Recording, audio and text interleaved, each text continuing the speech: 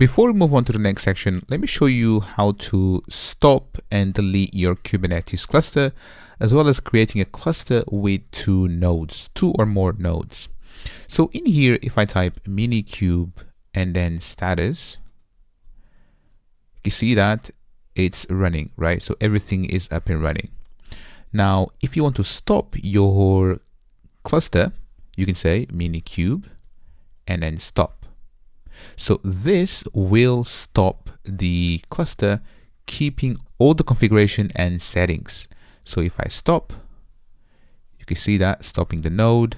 So let's say that if you had, for example, a bunch of pods in it and you made some configurations and you had some files in it, then stopping the cluster will leave everything intact, so that when you come back to it, we can just say minikube and then start, right? But before that, let me just say minikube and then status.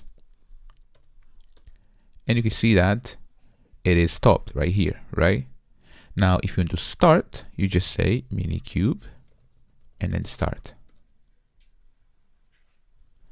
Now, this will take a second. And right here, restarting existing Docker container for minikube.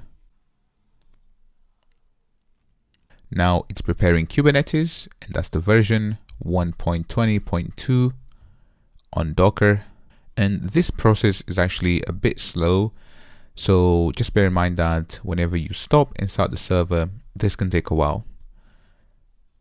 And there we go. So this is done. And if I clear the screen and then type minikube status, you can see that we have the control plane, and it says the host, kubelet, API server, they're all running.